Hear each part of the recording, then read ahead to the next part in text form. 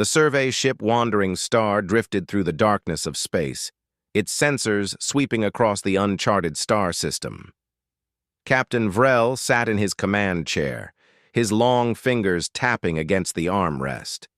The Zenthari commander had been exploring unknown territories for 15 years, and he knew when something was wrong. His science officer, Thess, stared at her display screen with wide eyes. The Caraxian woman had seen many strange planets in her career, but nothing like this. She ran the scan 3 more times, hoping the data would change. It did not. "Captain," she said, her voice tight, "you need to see this." Vrel moved to her station. The third planet from the system's star filled the screen. It looked beautiful from orbit, with blue oceans and green continents. But the readings told a different story. "Class 15, Thess whispered. "The sensors are reading this as a Class 15 Deathworld." The bridge went silent. Every crew member knew what that meant. Only 3 Class 15 worlds existed in the entire galactic database. All 3 were marked as forbidden. No one went near them. No one could survive them. Vrel studied the data. The planet's gravity was 1.4 times the galactic standard. Most species would be crushed under that weight within hours. The atmosphere held 28% oxygen, far higher than safe levels. One spark could start a fire that would burn for days. "What about the biology?" Vrel asked. Thess pulled up another screen. Her hands shook slightly. "Captain, this planet is covered with predators. The scans show creatures that hunt in packs. Flying animals with 15-meter wingspans. Ocean life that is larger than our ship." She continued scrolling through the data. "The plant life is toxic to most known species. The bacteria and viruses would overwhelm standard immune systems. The tectonic plates shift constantly, causing earthquakes. The weather patterns show storms that could tear apart our landing craft." Vrel nodded slowly. "Mark this system as forbidden. We will place warning beacons and move on." "Wait," said a young voice from the back of the bridge. Everyone turned to look at Quinn, the junior scanner operator. The Pelthian was barely 20 years old, and this was his first deep space mission. He looked nervous, but determined. "There is something in orbit," Quinn said. "Artificial satellites." Thess checked her own sensors. "That is impossible." "The readings must be wrong." "I ran the scan 4 times, Quinn insisted. "There are satellites in geosynchronous orbit. They are active." Vrel felt a chill run down his spine. "Show me." Quinn transferred the data to the main screen. There they were, dozens of satellites circling the deadly planet below. They were not ancient debris. They were functioning pieces of technology, broadcasting signals and collecting data. "Run a full electromagnetic sweep," Vrel ordered. The results came back within minutes. The planet was alive with activity. Power grids covered entire continents. Communication networks linked cities together. There was even orbital traffic control, managing spacecraft moving between the surface and orbit. "Someone lives there," Thess said in disbelief. "Someone built a civilization on that nightmare world." The crew erupted in confused chatter. It was impossible. No known species could survive on a Class 15 planet. The gravity alone would kill most races. The predators would hunt down any colonists. The diseases would wipe out settlements before they could establish themselves. Vrel raised his hand for silence. "We need more information. Quinn, prepare a probe. I want detailed scans of the surface." The probe launched 10 minutes later. It descended through the dangerous atmosphere, its cameras recording everything. The images it sent back made the crew gasp.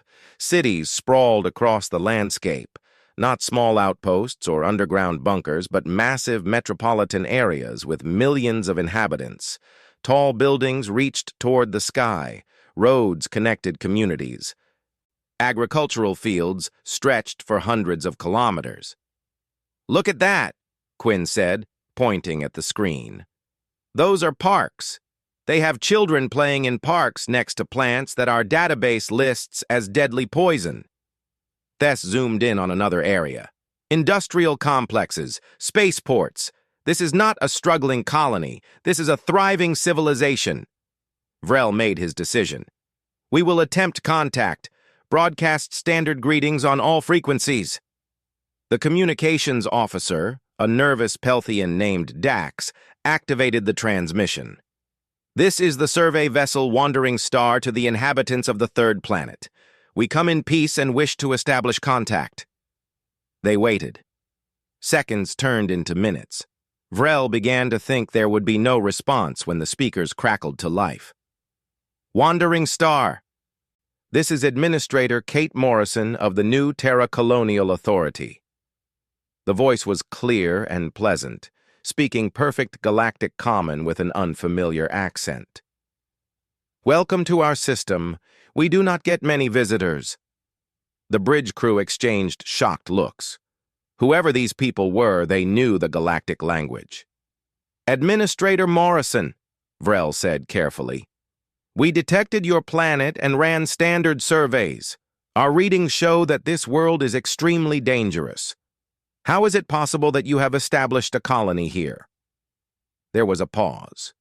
Then Kate Morrison spoke again, and Vrel could hear something like amusement in her voice. Dangerous? What classification system are you using, Captain? The Galactic Council's standard scale, Vrel replied. This planet registers as Class 15, the highest danger rating. Another pause, longer this time. That is interesting. By our standards, this world is Class 7, moderately challenging but very suitable for colonization. Tess leaned close to Vrel. Captain, that makes no sense. What baseline could they possibly be using? Kate Morrison continued. We calibrate our scale against our homeworld, Earth. Compared to Earth, this planet is quite comfortable. Would you like to visit? I can provide coordinates for a landing site near our capital city. Vrel's mind raced. If this world was comfortable compared to their homeworld, what kind of nightmare planet did these people come from? We would be honored to visit, he said. But first, may I ask what species you represent? Our database has no record of your people. We are human, Kate Morrison said simply. From Earth. And you are right, we are not in your database. That was intentional. We prefer to keep to ourselves, but since you found us, we might as well be friendly about it. Shall we say 2 hours for your landing? 2 hours is acceptable, Vrel agreed. But I must ask, how long has your colony been established here? New Seattle was founded 143 years ago, Kate said. The colony itself has been active for 167 years. We were part of humanity's first wave of extrasolar expansion. The transmission ended. Vrel sat back in his chair, his mind struggling to process what he had just learned. These humans had been traveling between stars for over a century and a half. They had built thriving cities on a Class 15 Deathworld. And somehow, the entire galaxy had missed them. The shuttle broke through the clouds, and the alien crew got their first real look at the surface. Forests stretched as far as they could see, with trees that reached hundreds of meters into the sky. Rivers carved through the landscape with visible force. In the distance, jagged mountains pierced the clouds. Everything looked intensely alive. Quinn watched his scanner with growing alarm. Captain, those trees are producing spores that would be toxic to most known species. The soil contains bacteria that could cause infection through skin contact. Even the air has pollen that triggers severe allergic reactions in Pelthians. Keep your suits sealed, Vrel ordered. The entire landing party wore full environmental suits with independent air supplies. They would need them. The shuttle landed at a designated spaceport outside the city of New Seattle. Through the windows, they could see the human city spreading before them. Modern buildings mixed with green parks. Vehicles moved along roads. People walked on sidewalks, completely unprotected. They are not wearing environmental suits, Tess said in disbelief. They are breathing the air directly. A human jogged past the spaceport perimeter, moving at a pace that would exhaust most galactic species within minutes. The runner wore only light clothing despite the planet's harsh conditions. The shuttle door opened, and Vrel stepped onto alien soil for the first time. His suit's systems immediately began compensating for the heavy gravity. He felt the weight pressing down on him even through the suit's support systems. Kate Morrison waited for them on the landing pad. She was a woman who appeared to be in her 50s, with short brown hair and an easy smile. She wore simple clothing and no protective gear at all. "Welcome to New Terra," she said warmly. "I apologize for not preparing a controlled environment area. We rarely host visitors from other species.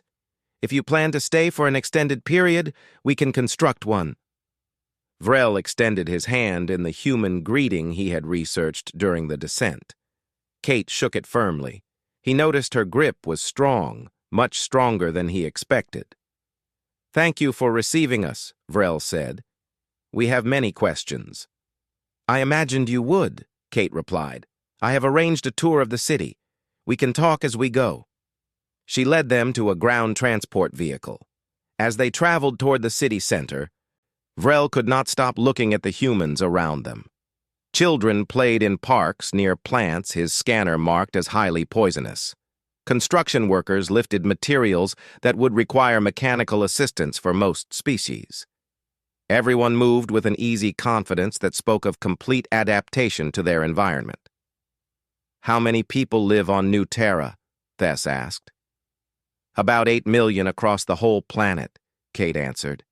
"New Seattle itself has just over 1 million residents. We have 12 other major cities and hundreds of smaller settlements."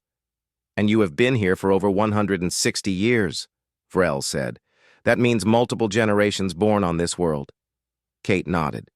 "I am third generation myself. My grandparents were part of the original colony fleet. They used to tell stories about the early days. It was difficult at first, but humans are good at adapting." The transport stopped at a school. Kate explained that she wanted to show them humanity's next generation. Vrel felt hesitant about exposing children to unknown aliens, but Kate assured him that human children were remarkably adaptable. Inside the school, they observed a classroom of young students between 6 and 8 years old. The teacher was a young man named Chris Baker, who was leading a lesson on local ecology. What disturbed the alien observers was how casual the lesson seemed. Chris showed images of native predators called thornbacks, massive six-legged creatures with sharp quills covering their bodies. The children watched with interest, not fear. A small girl raised her hand. "My family saw a thornback den when we went camping last summer. We stayed away from it, and everything was fine." Chris nodded approvingly. "Exactly right, Amy. Thornbacks are ambush predators. If you respect their territory and do not threaten them, they leave you alone. What should you do if you accidentally get too close to one?"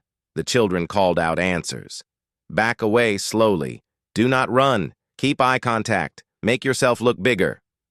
These were survival lessons, taught as casually as mathematics or reading. Tess leaned close to Kate. "Is it wise to let children near such dangerous animals?" Kate looked surprised by the question. "We teach caution and respect for nature, not fear. These children grow up understanding their environment. Besides, thornbacks are relatively low on the danger scale.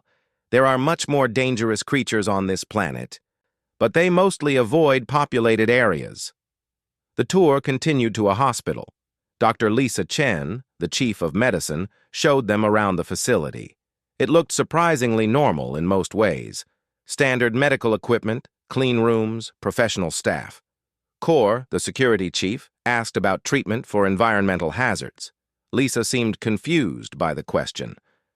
"What kind of hazards?" she asked. "The toxic plants, the bacteria, the viruses," Kor said.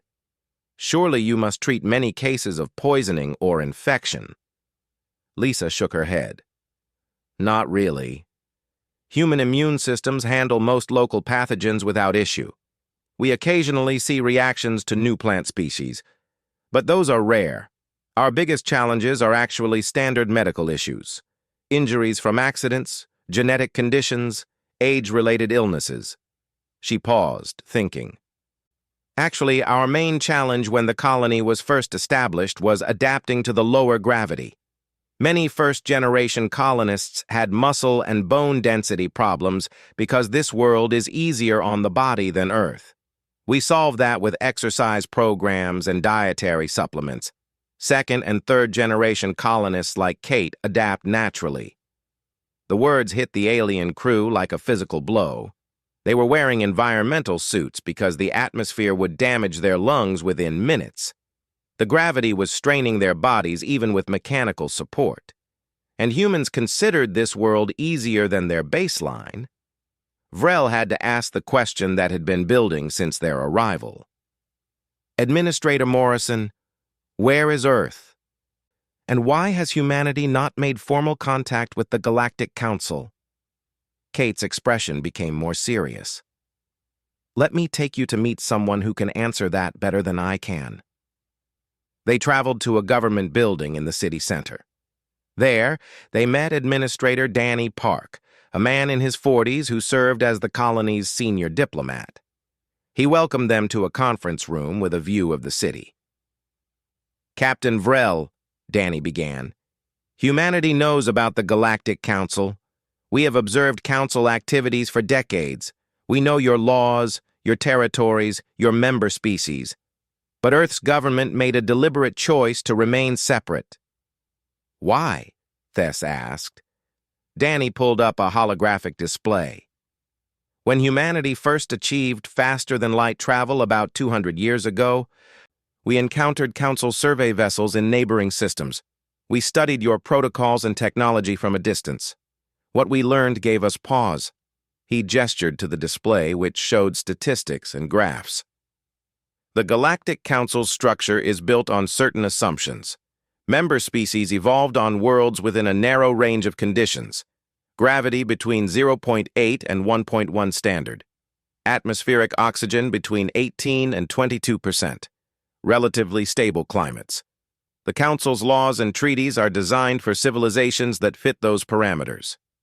And humans do not fit, Vrel said quietly. Not even close, Danny confirmed. Earth's environment is so far outside Council norms that we worried about how we would be perceived. Would you see us as dangerous, as a threat? Would the Council try to quarantine Earth or restrict human expansion? He sat down, his expression serious. We did not want to take that risk, so we chose isolation. We would explore and colonize on our own terms, staying clear of Council space until we better understood galactic politics. Quinn spoke up hesitantly. Do you have other colonies besides this one? Danny and Kate exchanged looks. Danny nodded. We have 63 colony worlds. They range from what you would classify as Class 9 to Class 14 on the galactic danger scale. We have outposts in over 200 systems. Our population across all colonies exceeds 8 billion. Earth itself has another 12 billion. The numbers were staggering.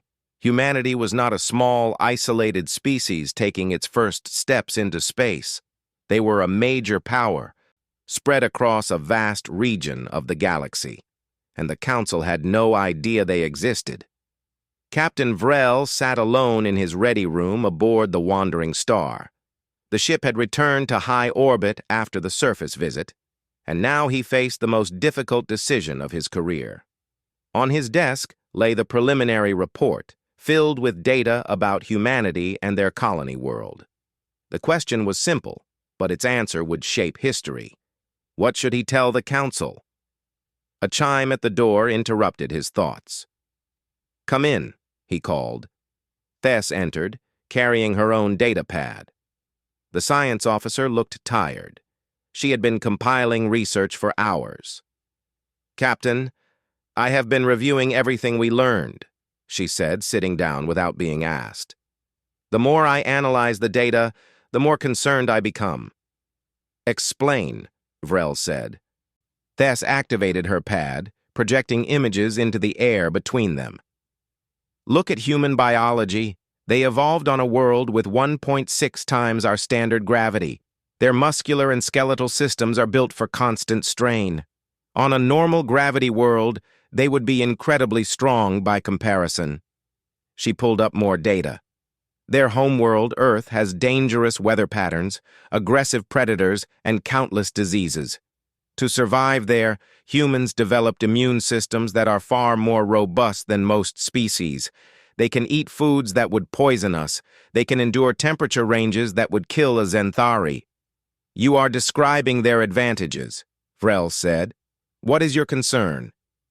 My concern is how the Council will react, Thess replied. They will not see peaceful colonists. They will see a species that is biologically superior in almost every physical category. Add to that their advanced technology and their 63 colonies, and the Council will be terrified. Before Varel could respond, another chime sounded. This time it was Kor, the security chief, and Quinn, the young scanner operator. Vrel gestured them inside. Captain, we need to discuss the report, Kor said without preamble. The Varaxian looked troubled. I believe we should provide full disclosure to the Council. They need to know what we found. I disagree, Quinn said quietly. Everyone turned to look at the young Pelthian. He looked nervous but determined. I think we should tell them, but carefully. The humans welcomed us peacefully. They answered our questions honestly. They said they want respectful coexistence. If we make them sound like monsters, we could cause a war that nobody wants. They are not monsters, Kor agreed, but they are dangerous. That is simply a fact. A species from a Class 18 Deathworld has advantages we cannot ignore. The debate continued for over an hour. Each crew member had a different perspective. Some wanted complete transparency. Others suggested omitting certain details. A few even proposed not reporting humanity at all, though Vrel immediately rejected that option as both wrong and impossible. Finally, Vrel raised his hand for silence. We are approaching this incorrectly. We keep asking what we should tell the Council. Perhaps we should ask what humanity wants us to say. They are not in charge of our report, Kor said. No, but they are people with their own concerns, Vrel replied. And they have been navigating this situation far longer than we have. As if summoned by his words, the communication system chimed. It was Kate Morrison requesting a private conversation. Vrel accepted, and her face appeared on his view screen. Captain Vrel, she said, her expression serious. I hope I am not disturbing you, but my government has been monitoring your ship's communications. We are aware that you are debating what to report to the Council. Vrel felt a flash of annoyance at the surveillance, but he pushed it aside. You have been listening to our discussions? Through standard diplomatic protocols, Kate confirmed. And I am not angry about your debate. We expected it, but I wanted to offer humanity's perspective before you make your final decision. She took a breath. Captain, we understand your position. You have a duty to report what you found. We know that the discovery will eventually reach the Council, whether through your report or another survey team in the future. We are prepared for that reality. What do you ask from us? Vrel said. Honesty and fairness, Kate replied. Tell them what we are. Tell them about our capabilities and our colonies, but also tell them that we have been peaceful neighbors for 2 centuries. We have never attacked Council ships. We have never claimed Council territory. We have helped others when we could and stayed out of conflicts that were not ours. She leaned closer to the camera. Let me share more of our history with you. When humans first left Earth, we were desperate. Our homeworld was crowded. Resources were running low. Climate problems threatened our civilization. We needed new places to live, and we could not afford to be selective. Kate's voice carried both pride and sadness. So we went to planets that other species would never touch. Harsh worlds, dangerous worlds, but worlds with potential. Those early colonies were brutal, Captain.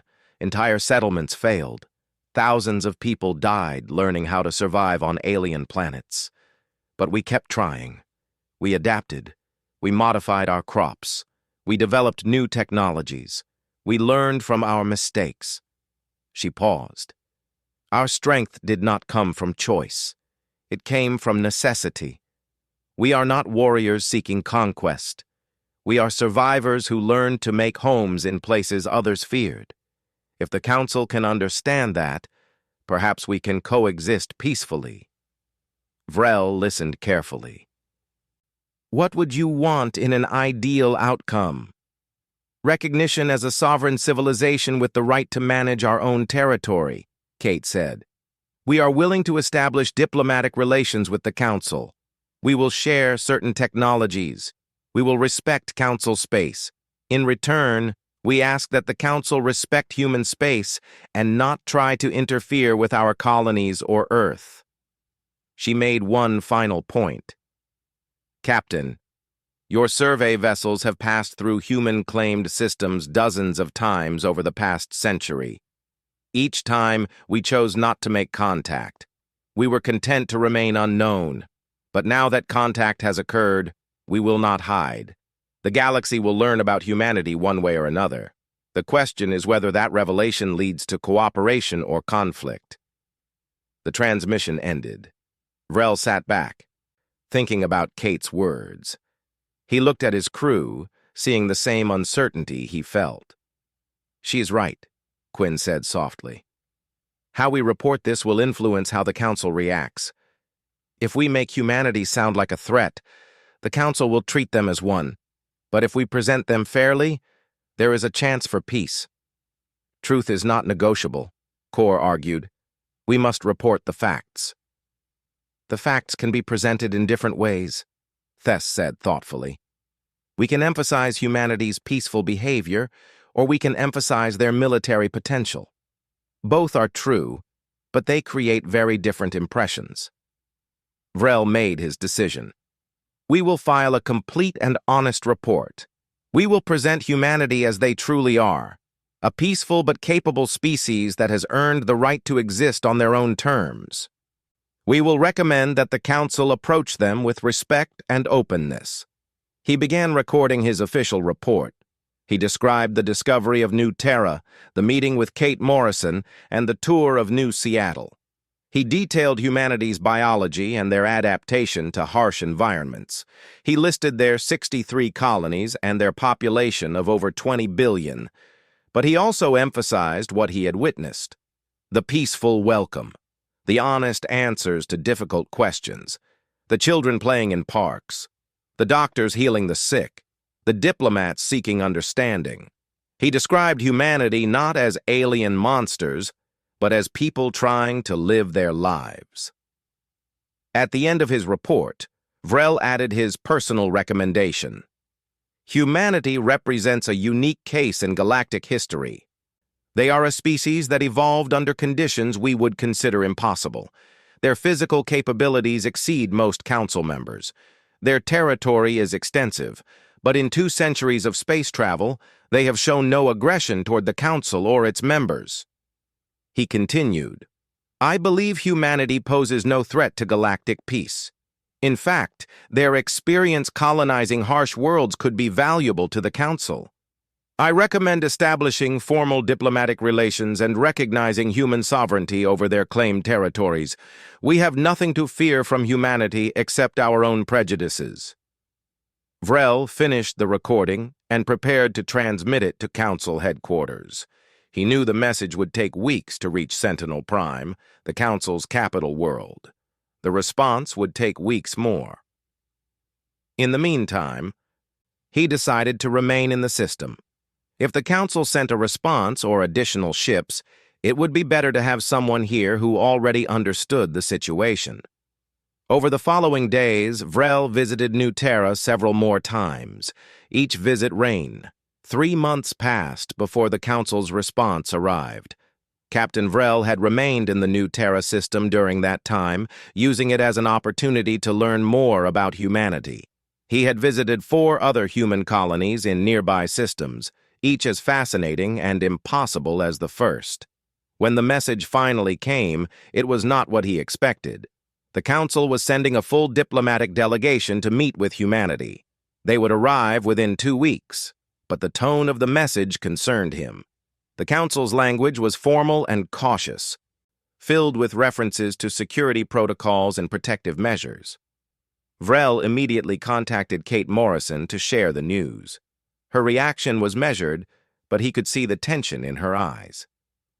"A diplomatic delegation is good," she said. "It means they are willing to talk rather than simply declaring us a threat. But their caution is understandable. We must have shocked them badly." "More than you know," Vrel admitted. "My report caused significant debate on Sentinel Prime. Some council members saw humanity as a potential ally. Others saw you as an existential danger. The decision to send diplomats rather than warships was not unanimous." Kate nodded. "Then we need to make sure this first meeting goes well. I will contact Earth. They will want to send representatives." The next 2 weeks were busy with preparations. New Terra constructed a proper diplomatic facility with controlled environment sections for species that could not tolerate the planet's conditions. Earth sent a team led by Secretary General Brandon Cole, a distinguished diplomat with decades of experience. Vrel met Brandon when he arrived. The human was in his 60s with gray hair and a firm handshake. He carried himself with quiet confidence. "Captain Vrel," Brandon said warmly, "Kate has told me much about you. Thank you for your fair report to the Council. I read it. You gave us a chance when you could have painted us as monsters." "I reported what I saw," Vrel replied. "Nothing more, nothing less." "That alone makes you unusual," Brandon said. "In my experience, fear often distorts perception. You kept yours clear." The Council delegation arrived on schedule. It was led by Ambassador Cyrax, a Zenthari diplomat known for his skill in difficult negotiations. With him came representatives from 5 major Council species, along with a security detail and various advisors. Vrel watched as the Council ships entered orbit. They were impressive vessels, built for both diplomacy and defense. The message was subtle but clear. The Council came in peace, but was prepared for other outcomes. The first meeting took place in the new diplomatic facility. The Council delegation wore environmental suits, unwilling to risk exposure to New Terra's atmosphere. The human delegation wore simple, formal clothing, comfortable in their own environment. Ambassador Cyrax opened the discussion. He was polite but formal, his words carefully chosen. "On behalf of the Galactic Council, I greet humanity and welcome you to the community of spacefaring civilizations. We come seeking understanding and peaceful relations." Brandon Cole responded with equal formality. "On behalf of Earth and all human colonies, we thank the Council for this meeting. We seek the same goals: understanding, peace, mutual respect." The first day of negotiations focused on basic facts. The Council wanted to know about human territory, population, technology, and intentions. Brandon provided data freely, holding nothing back. He showed them maps of human space, population statistics, and industrial capacity. The numbers clearly unsettled the Council representatives. Humanity controlled a region of space nearly a quarter the size of Council territory. Their population was substantial. Their technology was advanced, in some areas exceeding Council standards. On the second day, the discussion became more difficult. A Council representative, a Caraxian named Vess, raised the question everyone was thinking. "Your species evolved on a Class 18 Deathworld," Vess said bluntly. "You colonize planets that would kill most of us within hours. Your physical capabilities exceed ours in almost every category. How can the Council be certain that humanity will not use these advantages aggressively?" Brandon did not seem offended by the directness. "Because we have had 2 centuries to do so and have not." Captain Vrel's report mentions that Council survey ships have entered human space dozens of times. We allowed them to pass unmolested. We could have captured those ships, studied your technology, or used them as leverage. We did not. He continued. Furthermore, Earth itself has been broadcasting electromagnetic signals into space for over 300 years. Radio, television, digital communications. Any species with basic sensors could have found us. We were not hiding our homeworld. We were only avoiding formal contact until we understood the galactic situation better. Another representative, a Pelthian named Liss, spoke up. But you were observing us, learning about us. Some would call that espionage. We call it prudence, Brandon replied calmly. We are a species that evolved in a dangerous environment. We learned early that understanding potential threats is important for survival. But observation is not aggression. We watch to learn, not to find weaknesses to exploit. Kate Morrison, sitting beside Brandon, added her perspective. Consider this from our viewpoint. We are a young species in galactic terms. We achieved space travel only 200 years ago. We found a galaxy full of older established civilizations with laws and territories and alliances we did not understand. Would it not be reckless to announce ourselves without first learning what we were walking into? The logic seemed to reach some of the council representatives. Vrel noticed several of them nodding slightly. The negotiations continued for 5 more days. They discussed borders, with humanity agreeing to register all their colonies with council cartographers. They talked about trade, with both sides identifying potential areas of cooperation. They addressed laws, with humanity accepting that any of their citizens who entered council space would be subject to council jurisdiction. But the most important discussion came on the 7th day, when they talked about the future. Ambassador Cyrax asked the question that defined everything. What does humanity want from the galaxy? Brandon took a moment before answering. We want what every species wants. Safety for our people. Freedom to live according to our own values. The right to raise our children without fear. We want to explore, to learn, to grow. We want to contribute to something larger than ourselves. He leaned forward. We do not want to conquer. We do not want to dominate. We already have more worlds than we can fully develop in the next century. What we want is to be recognized as equals, to have our sovereignty respected, to be judged by our actions, not our biology. And if the Council denies these things, Cyrax asked carefully, then we will continue as we have, Brandon said simply, developing our worlds, raising our families, staying in our space. We do not need the Council's permission to exist, but we would prefer cooperation to isolation. The honesty seemed to surprise the Council delegation. They had expected demands or threats.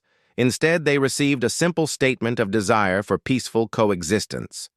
That evening, Vrel was invited to a private dinner with both delegations.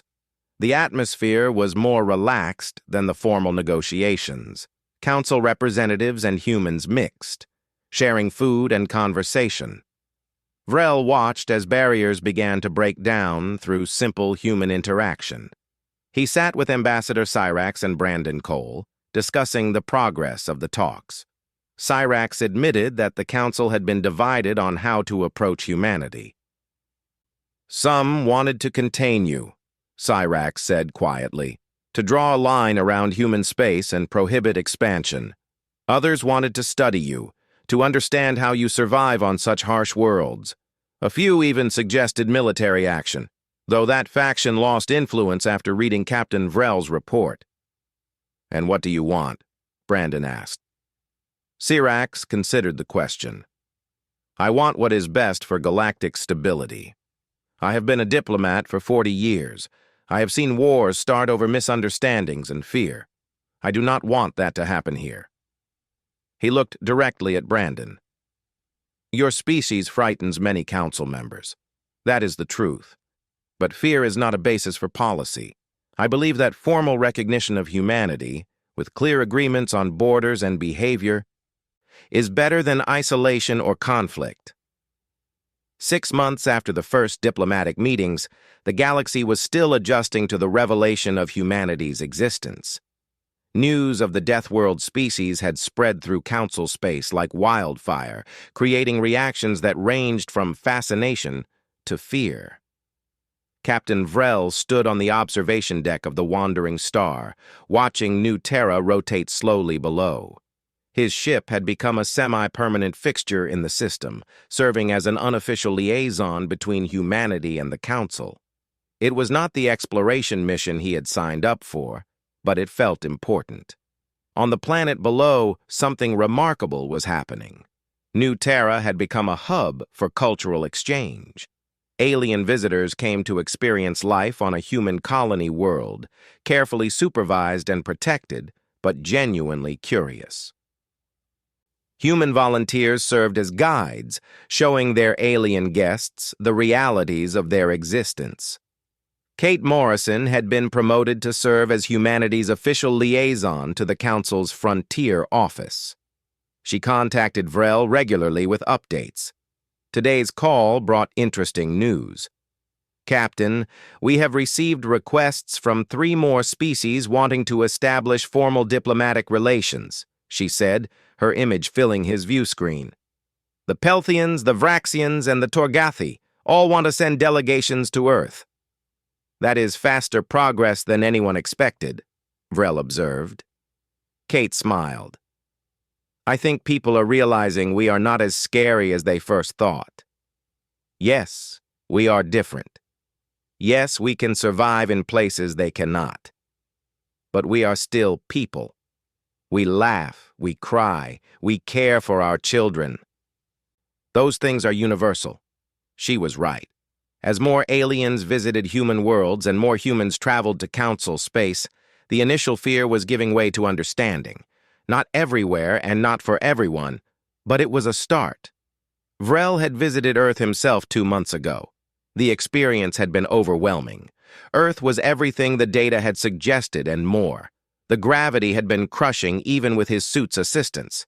The weather had been violent and unpredictable. The biodiversity had been staggering. But he had also seen beauty. Vast oceans that stretched to the horizon, mountains that touched the clouds, forests filled with life, and everywhere, humans thriving in conditions that would kill most species within hours.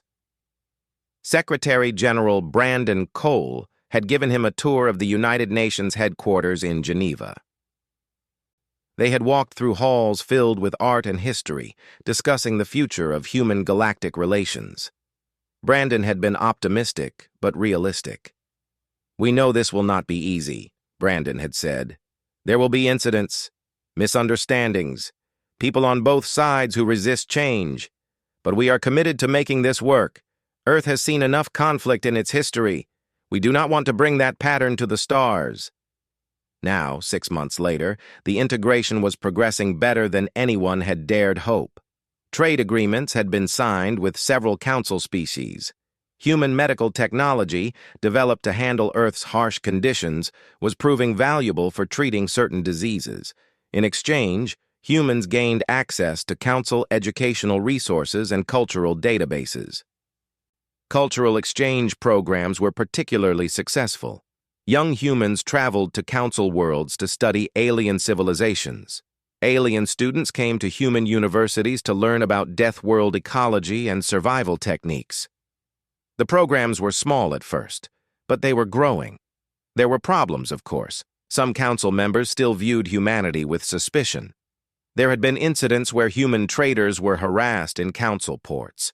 There were humans who resented council oversight and wanted to maintain complete isolation. But most people on both sides recognized the value of cooperation.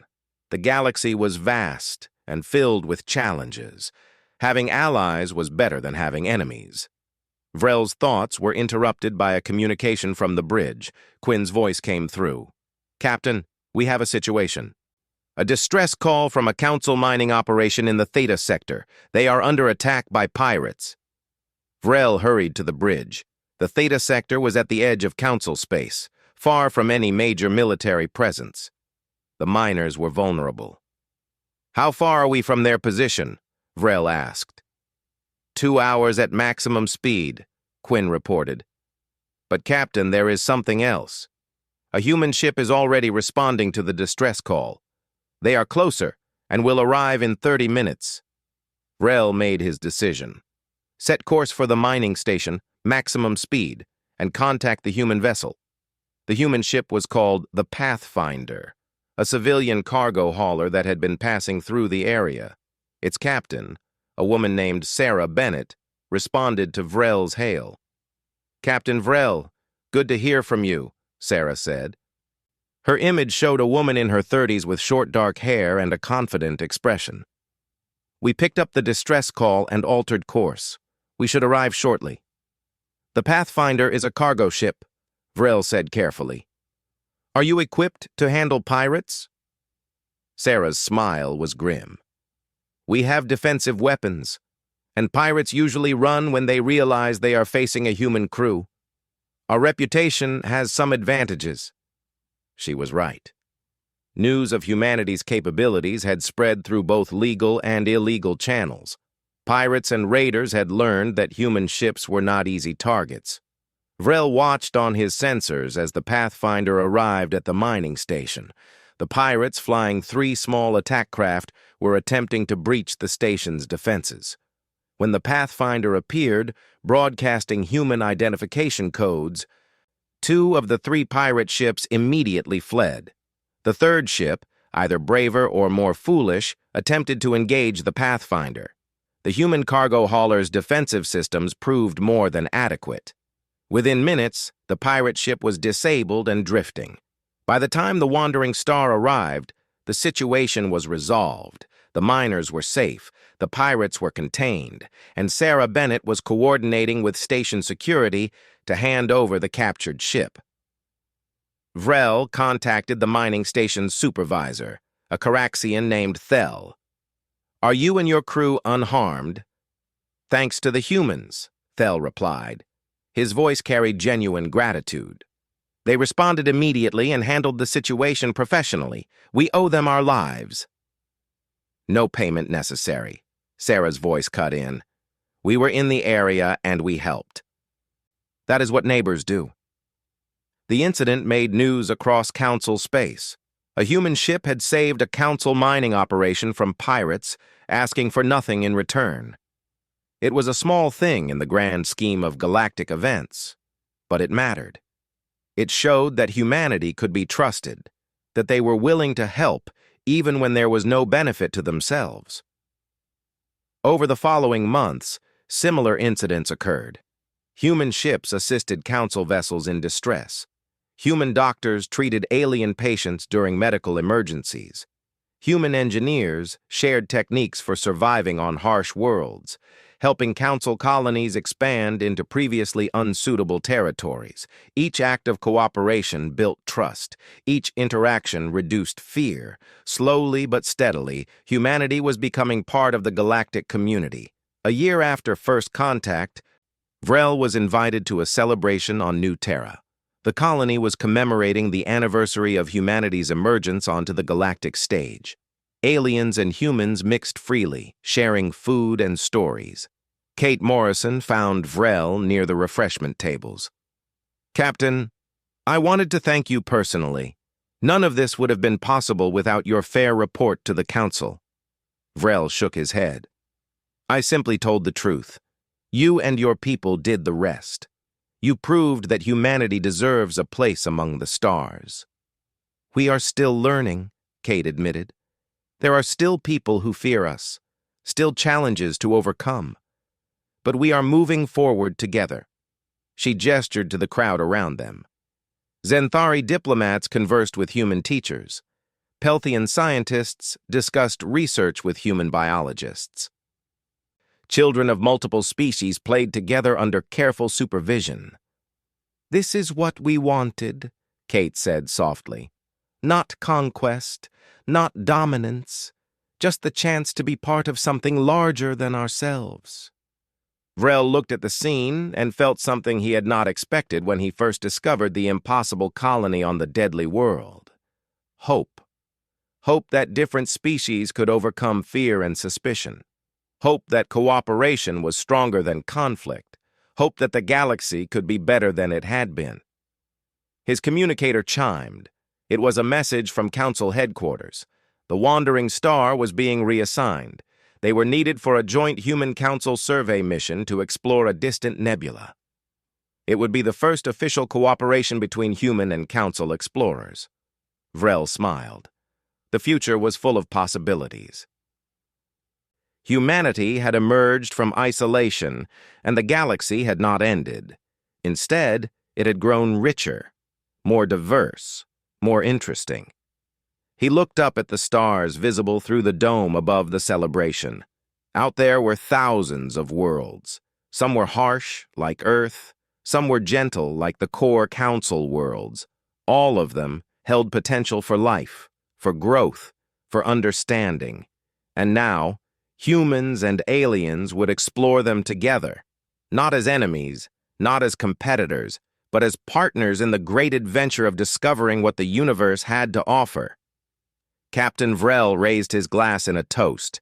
Around him, humans and aliens did the same. To the future, to cooperation, to the endless possibilities that lay ahead. The galaxy had discovered humanity. And humanity had shown the galaxy that even those from the harshest worlds could choose peace. It was a lesson worth remembering. A lesson that would shape the future for generations to come. As the celebration continued into the night, Vrel knew that this was just the beginning. There would be challenges ahead, difficulties to overcome. But for the first time since discovering that impossible colony on that deadly world, he was certain of one thing. Humanity belonged among the stars, and the galaxy was better for having them there.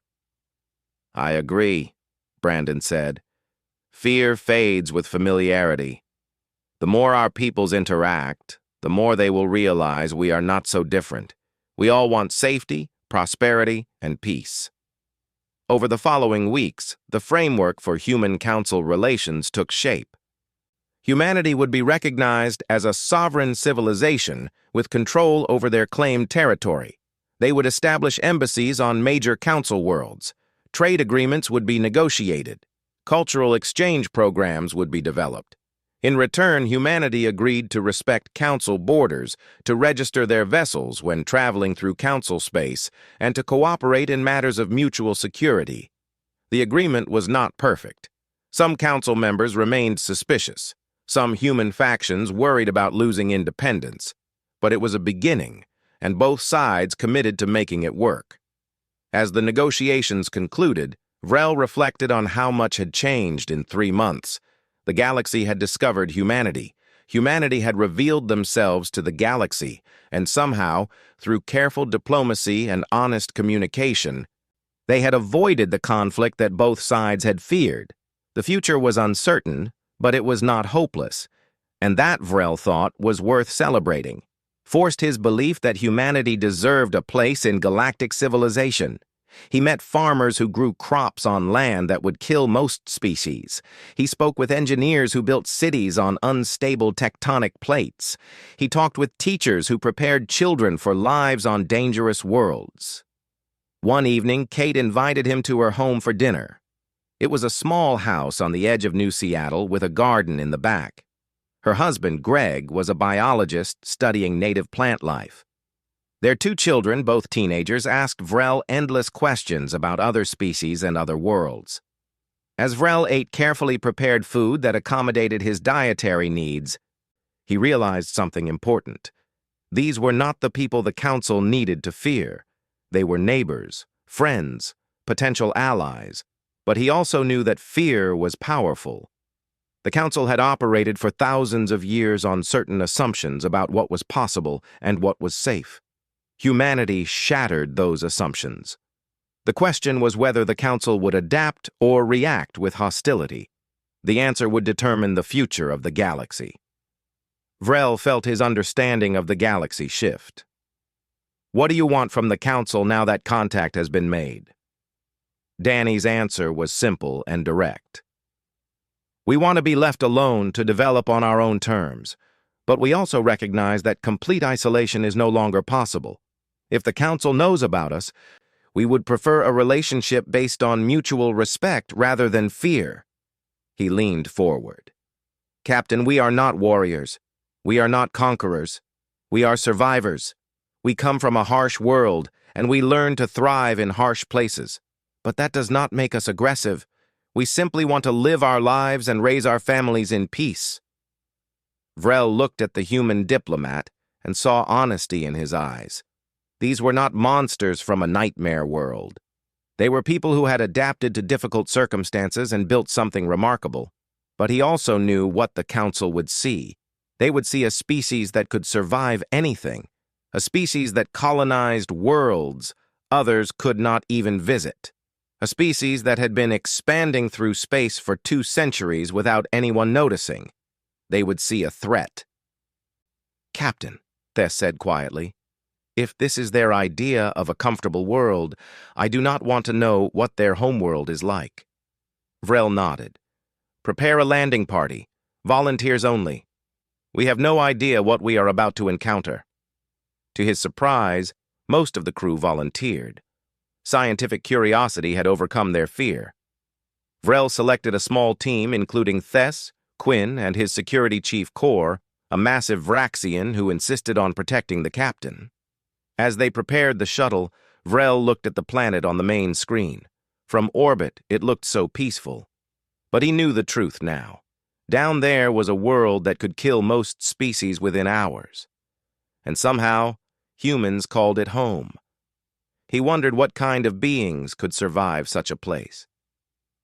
What kind of evolution would produce a species that thrived in conditions other races found lethal? In 2 hours, he would find out. The shuttle bay doors opened, and the landing craft descended toward the surface of New Terra, carrying the first official contact between humanity and the wider galaxy. Whatever happened next would change everything.